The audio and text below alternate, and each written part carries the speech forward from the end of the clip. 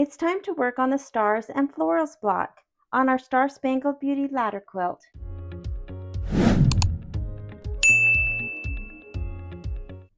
The stars and florals block is on page 11. The background fabric has been fused with fusible interfacing and I have the batting. This block will be all embroidery, so let's get started. I'm going to embroidery and to my USB. I did not use embroidery software for this design, so I will first open the quilting bundle folder. And this design uses the 4x6 from the Plaid 5. I will choose and hit set. And then I need to bring in my embroidery design, so I will go to add, back to my USB, and to the embroidery files folder. And I need to find the stars and floral. I will set and hit embroidery. Even though this again takes up most of the hoop, I am going to choose layout and move and just bump it down and select OK. And then I'll go to the minus plus needle and I will start with all the same steps and skip the same steps that I have been in the previous blocks. So I will run the placement for the batting. I will place the batting and the fabric, and then I will come back and use the down arrow and skip the next two steps, which is the tack down of the batting and the placement for the fabric. Again, if you choose to cut your batting larger, you would want to run the tack down of the batting, and then I will tack down the fabric and run the quilting. This quilting design is the plaid that has the two colors of thread. So the first stitch out will be one color. I will change the colors and then do the second part for the background quilting. So let's get started.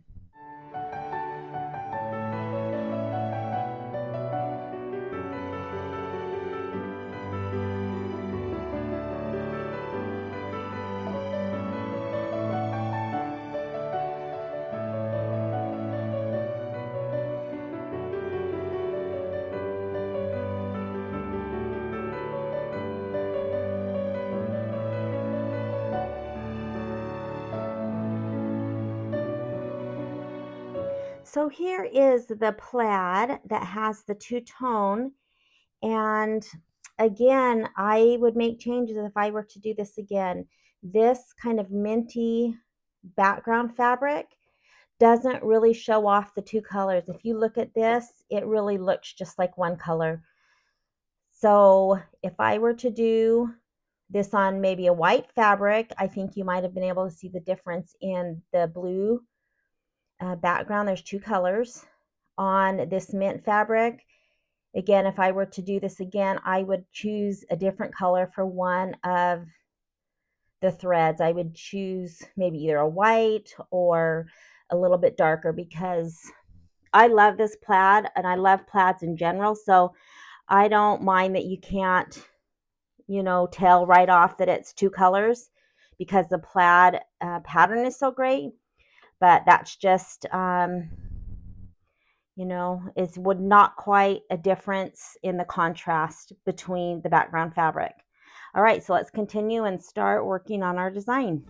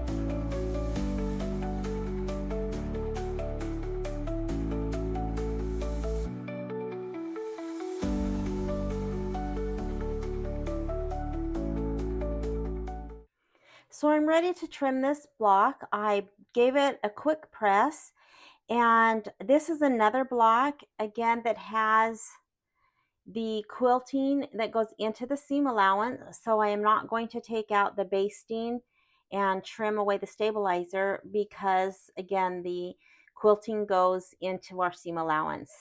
So I would normally use my orange pop ruler. I would cut this from the front, and I would just line up the inside of this ruler evenly with the basting or the tack down of the fabric and trim along like I've done with the other blocks. I thought, however, that I would show how to use just a regular ruler in case you don't have the orange pop rulers. So let's pull out a regular ruler and cut this to size. I do want to point one thing out before I pull my other ruler over, is taking my orange pop ruler, and I'm going to center between the right and left sides, and I'm going to show you what sometimes happens, and this is just sometimes the nature of, embroidery. So if I were to line up the the right side of my ruler with that tack down of the fabric, you might notice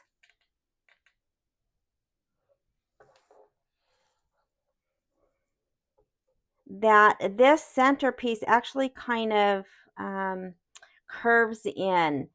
And that is one reason that you don't automatically just cut directly on these basting or these tack down stitches, because it does kind of pull in, and I'm not sure if you can see, but it kind of dips in a little bit on both of these sides.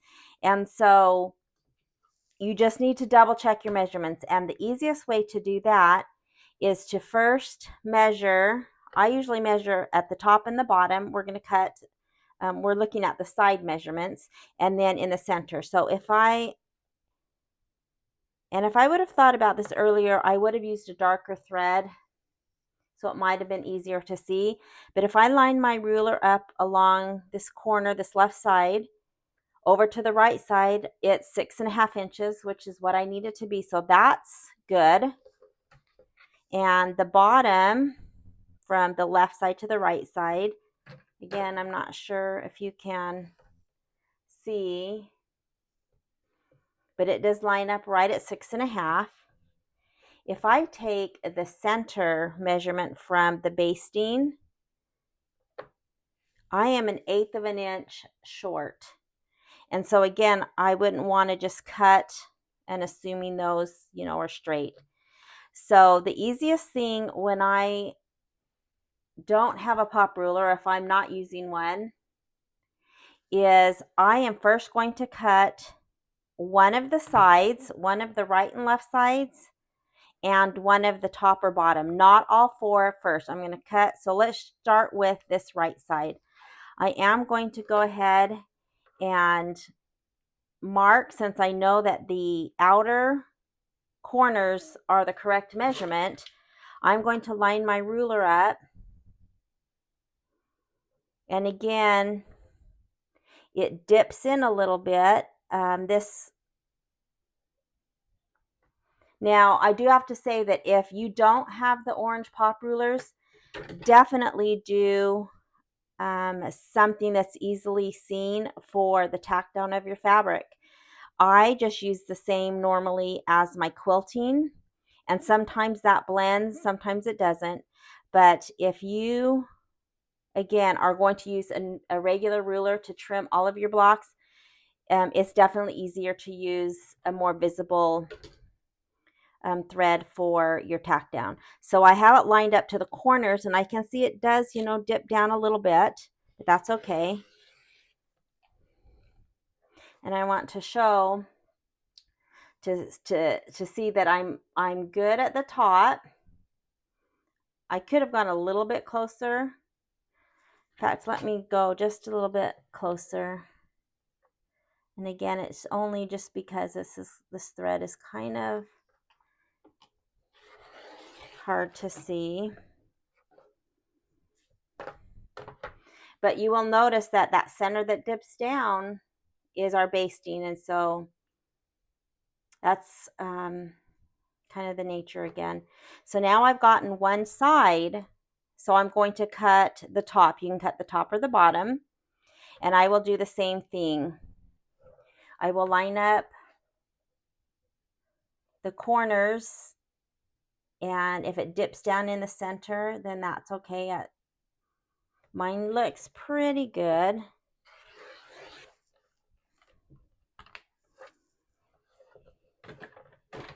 So now I have one of the left and right and one of the top and bottom.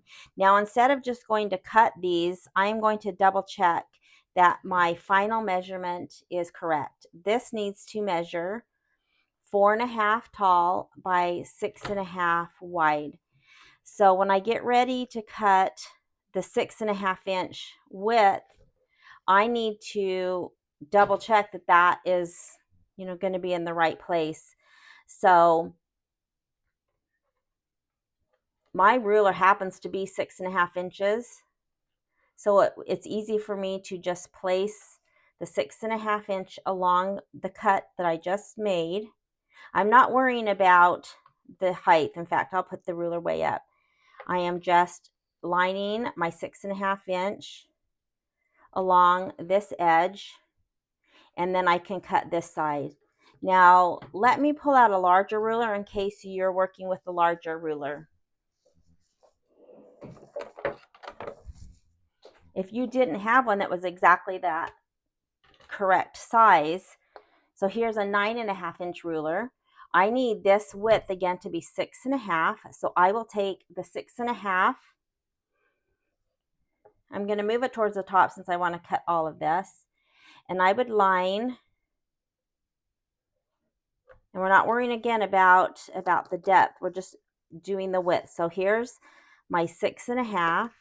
Just make sure it's even all the way down our cut edge. And I know I can cut this side.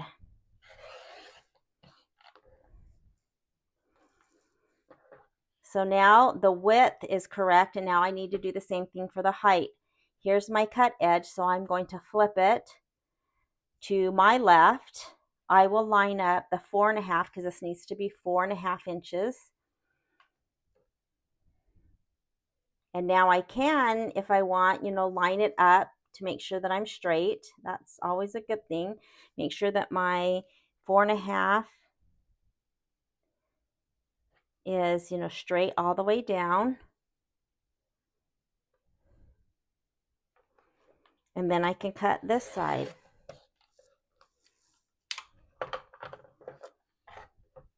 So now you can see that this, pulled in a little bit.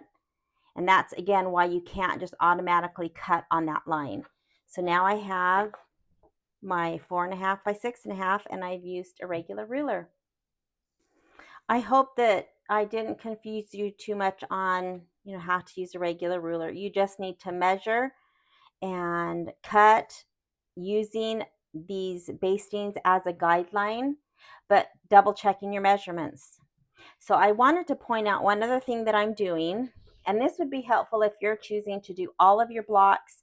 Maybe you're choosing to sew them or stitch them out in the order of the book.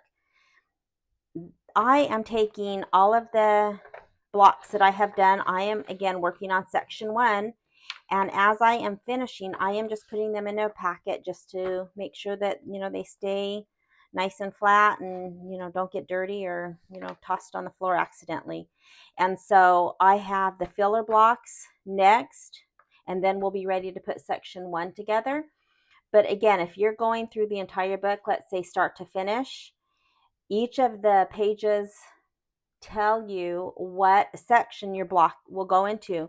So if you had 4 packets, you would just put it in the appropriate packet, of course, mark it. And then when you are done with sewing or stitching out all of your blocks, you would have 4 packets, and they would already be separated, and that would be an easy way to start putting them together at the end. All right, let's go to our last filler blocks.